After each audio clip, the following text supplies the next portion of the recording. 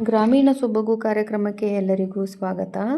ನಾನಿವತ್ತು ನಾಟಿ ಕೋಳಿ ಸಾಂಬಾರನ್ನ ನಾಟಿ ಸ್ಟೈಲಲ್ಲಿ ಅಂದರೆ ಹಳ್ಳಿ ಸ್ಟೈಲಲ್ಲಿ ಮಾಡೋದು ಹೇಗೆ ಅನ್ನೋದನ್ನು ತೋರಿಸ್ಕೊಡ್ತೀನಿ. ನಮ್ಮನೇಲಿ ಒಂದು ಕೋಳಿ ಹುಂಜ ಇತ್ತು. ಆ ಕೋಳಿನ ಅಪ್ಪ ದೇವಸ್ಥಾನದ ಹತ್ರ ಕುಯ್ಕೊಂಡು ಬಂದರು. ಅಂದರೆ ನಾವು ದೇವಸ್ಥಾನದ ಹತ್ರ ಯಾವುದೋ ಒಂದು ಕೋಳಿ ಕುಯ್ತೀವಿ ಅಂತಂದರೆ ನಮ್ಮೂರು ದೇವಸ್ಥಾನದ ಹತ್ರ ಹೋಗಿ ಗಂಧಕಡ್ಡಿ ಕರ್ಪೂರ ಅಂಟಿಸ್ಬಿಟ್ಟು ಕುಯ್ಕೊಂಡು ತೊಗೊಂಡು ಬರ್ತಾರೆ.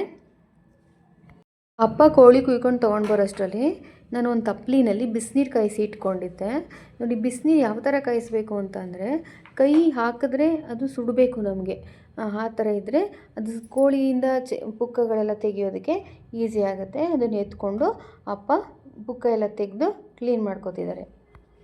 ನೋಡಿ, ನೀರಿಂದ ಹೊರಗಡೆ ತೆಕ್ಕೊಂಡು ಆ ಬಾಣಲಿನಲ್ಲಿ ಇಟ್ಕೊಂಡು ಅದರಿಂದ ಪುಕ್ಕ ಎಲ್ಲ ತೆಕ್ಕೋಬೇಕು.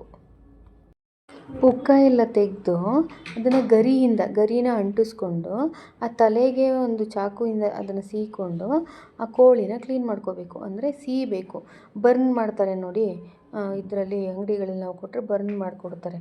ಸೊ ಆ ಕೆಲಸನ ಅಪ್ಪ ಕೈಯಲ್ಲೇ ಮಾಡ್ತಾಯಿದ್ದಾರೆ. ಕೋಳಿನ ಸೀಕೊಂಡಾದ್ಮೇಲೆ ಅಪ್ಪನೇ ಕ್ಲೀನ್ ಮಾಡ್ತಾಯಿದ್ದಾರೆ. ಕೋಳಿನ ಹಾಗೆ ಕ್ಲೀನ್ ಮಾಡಿಕೊಂಡು ಅಲ್ಲೇ ಕಟ್ ಮಾಡಿಕೊಂಡು ಒಳಗಡೆ ತೊಗೊಂಡು ಬರ್ತಾರೆ. ಅಪ್ಪ ಇಲ್ಲೇ ಚಿಕ್ಕದೊಂದು ಮರದ ತುಂಡನ್ನ ಇಟ್ಕೊಂಡು ಅದ್ರ ಮೇಲೆ ಚಿಕನ್ನ ಕಟ್ ಮಾಡಿಕೊಂಡ್ರು. ನಾನೀಗ ಒಳಗಡೆ ಮಸಾಲೆ ರೆಡಿ ಮಾಡ್ಕೊಳ್ಳೋಣ ಅಂತ ಎಲ್ಲ ತೊಗೊಂಡೆ. 2 ಈರುಳ್ಳಿ, 1 ಟೊಮೆಟೊ ಮತ್ತು 2 ಬೆಳ್ಳುಳ್ಳಿ, ಸ್ವಲ್ಪ ಶುಂಠಿ, ಕೊತ್ತಂಬರಿ ಸೊಪ್ಪು, ಒಂಚೂರು ಅರಿಶಿನದ ಪುಡಿ ಹಾಕ್ಕೊಂಡು ಇದನ್ನು ಸಪ್ರೇಟಾಗಿ ರುಬ್ಕೊಂಡು ಇಟ್ಕೋಬೇಕು. ಆಮೇಲೆ ಕಡಲೆ ಮತ್ತು ತೆಂಗಿನಕಾಯಿನ ಇದನ್ನು ಸಪ್ರೇಟಾಗಿ ರುಬ್ಕೊಂಡು ಇಟ್ಕೋಬೇಕು. ಕಡಲೆ ಮತ್ತು ತೆಂಗಿನಕಾಯಿ ಒಳಗಡೆ ಖಾರದ ಪುಡಿ ಹಾಕ್ಕೋಬೇಕು. ಇಲ್ಲಿ ನಾನು ಗ್ಯಾಸ್ ಹಚ್ಕೊಂಡು, ನಾವು ಒಳಗಡೆ ಮಾಡೋದಿಲ್ಲ, ಹೊರಗಡೆ ಮಾಡ್ತೀವಿ. ಸೊ ಗ್ಯಾಸ್ ಹಚ್ಚಿ ಕುಕ್ಕರ್ ಇಟ್ಟು ಸ್ವಲ್ಪ ಎಣ್ಣೆ ಬಿಡ್ತಿದ್ದೀನಿ. ಎಣ್ಣೆ ಬಿಟ್ಟಿದ್ದಾದಮೇಲೆ ನಮ್ಮ ಹತ್ರ ಇವಾಗ ಶುಂಠಿ, ಬೆಳ್ಳುಳ್ಳಿ, ಆಮೇಲೆ ಈರುಳ್ಳಿ, ಅರಿಶಿನ ಎಲ್ಲ ಹಾಕಿ ರುಬ್ಕೊಂಡು ಒಂದು ಸ್ವಲ್ಪ ಟೊಮೊಟೊ, ಫಸ್ಟ್ ಮಸಾಲ ಏನಿದೆ ಅದನ್ನು ರುಬ್ಕೊಂಡು ಇಟ್ಕೊಂಡಿದ್ವಲ್ಲ ಅದನ್ನು ಅದರೊಳಗಡೆ ಹಾಕ್ತಿದ್ದೀನಿ. ಇನ್ನೊಂದು ಸ್ವಲ್ಪ ಅರಿಶಿನ ಹಾಕ್ತಿದ್ದೀನಿ. ನಾಟಿ ಕೋಳಿ ಅಲ್ವಾ, ಚೆನ್ನಾಗಿರುತ್ತೆ ಅಂತ ಸ್ವಲ್ಪ ಅರಿಶಿನ ಹಾಕಿ, ಮತ್ತು ಈಗ ಅದು ಕಾಲಿಗೆ ಸುತ್ತಬೇಕು. ಅಂದರೆ ಅಪ್ಪ ಕರಳೆಲ್ಲ ನಾವು ಊರಲ್ಲಿ ನಾಟಿ ಕೋಳಿ ಕ್ಲೀನ್ ಮಾಡುವಾಗ ಅದನ್ನು ಎಸೆಯೋದಿಲ್ಲ.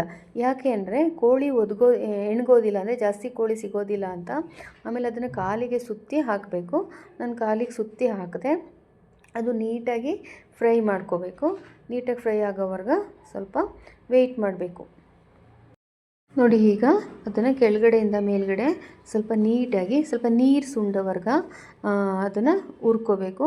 ನಾವು ಇಲ್ಲಿ ಊರ ಕಡೆ ಏನು ಮಾಡ್ತೀವಿ ಅಂದರೆ ಈ ಟೈಮಲ್ಲಿ ಅದನ್ನು ಹುರಿಯುವಾಗ ಒಂದು ಸ್ವಲ್ಪ ಉಪ್ಪಿನ ಪುಡಿ ಹಾಕ್ಬಿಟ್ಟು ತಿರುಗಿಬಿಟ್ಟು ಅದನ್ನು ಹುರಿದಿರೋ ಮಟನ್ನು ಅಥವಾ ಹುರಿದಿರೋ ಚಿಕನ್ನು ಅಂತ ಕರಿತೀವಿ. ಇಲ್ಲಿ ತುಂಬ ಚೆನ್ನಾಗೇನು ಬೆಂದಿರಲ್ಲ, ಸ್ವಲ್ಪ ಬೆಂದಿರುತ್ತೆ. ಅದರಲ್ಲೂ ಹೊರಗಡೆಯಿಂದ ತೊಗೊಂಬರ್ತೀವಲ್ಲ ಆ ಕೋಳಿ ಮಟನ್ ಆದರೆ ಚೆನ್ನಾಗಿ ಬೆಂದೋಗುತ್ತೆ. ಈಗ ನಾನು ರುಬ್ಬಿಟ್ಕೊಂಡಿದ್ದೆ ನೋಡಿ, ಕಡಲೆ ಮತ್ತು ತೆಂಗಿನಕಾಯಿ. ಆ ತೆಂಗಿನಕಾಯಿ, ಕಡಲೆ ಅದರ ಜೊತೆಗೆ ಖಾರದ ಪುಡಿ, ನಮ್ಮ ಮನೇಲೇ ಮಾಡಿರುವಂಥ ಮಸಾಲ ಪುಡಿನ, ನಾವು ಮಟನ್ ಮಸಾಲ ಪುಡಿನ ಅದರಲ್ಲಿ ಹಾಕ್ಕೊಂಡು ಮಿಕ್ಸ್ ಮಾಡ್ತಾಯಿದ್ದೀನಿ. ಈಗ ಅದರ ಅಳತೆಗೆ ಎಷ್ಟು ಅಳತೆ ನೀರು ಬೇಕೋ ಅಷ್ಟು ಅಳತೆ ಮಿಕ್ಸ್ ಮಾಡ್ಕೋಬೇಕು. ನಾಟಿ ಕೋಳಿ ತೆಳುವಾಗಿದ್ರೇ ಚೆನ್ನಾಗಿರೋದು, ತುಂಬ ಗಟ್ಟಿ ಇದ್ದರೆ ಚೆನ್ನಾಗಿರಲ್ಲ. ತೆಳುವಾಗಿ ಸಾಂಬಾರು ಮಾಡಿಕೊಂಡು ತೆಳ್ಳಗೆ ಮುದ್ದೆ ಮಾಡಿಕೊಂಡು ನಾಟಿ ಕೋಳಿ ಸಾಂಬಾರು ಊಟ ಮಾಡ್ತಿದ್ರೆ ತುಂಬ ಚೆನ್ನಾಗಿರುತ್ತೆ. ನೋಡಿ, ಈಗ ಉಪ್ಪು ಹಾಕ್ಬಿಟ್ಟು ಕುಕ್ಕರ್ನ ಮುಚ್ಚಿಬಿಡ್ಬೇಕು. ಕುಕ್ಕರಲ್ಲಿ ಇವಾಗ ಕುಕ್ಕರ್ ಏನು ಮಾಡಬೇಕು, 5 ವಿಸಲ್ ಬರಬೇಕು. 5 ವಿಸಲ್ ಬಂದರೆ ನಾಟಿ ಕೋಳಿ ಎಷ್ಟು ಬಲ್ತಿದೆ ಅದ್ರ ಮೇಲೆ ಡಿಪೆಂಡ್ ಆಗುತ್ತೆ. ಸೊ ಆ ಕೋಳಿ ತುಂಬ ಏನು ಬಲ್ತಿರಲಿಲ್ಲ. ಸೊ ಹಾಗಾಗಿ ನಾನು 4 ವಿಸಲ್ ಕೂಗಿಸ್ದೆ.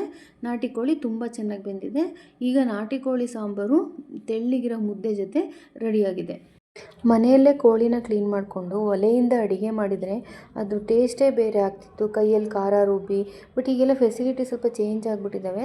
ಸೊ ಅದ್ರಲ್ಲಿ ಸ್ವಲ್ಪ ಅನುಸರಿಸೋಣ ಅಂತ ಮನೆಯಲ್ಲೇ ಕೋಳಿನ ಕ್ಲೀನ್ ಮಾಡಿಕೊಂಡು ನಾನಿವತ್ತು ನಾಟಿ ಕೋಳಿ ಸಾಂಬಾರು ಮಾಡಿದ್ದೀನಿ. ಟೇಸ್ಟ್ ಅಂತೂ ತುಂಬಾ ಚೆನ್ನಾಗಿದೆ. ಚಿಕನ್ ಅಂತೂ ತುಂಬಾ ಚೆನ್ನಾಗಿ ಬೆಂದಿತ್ತು.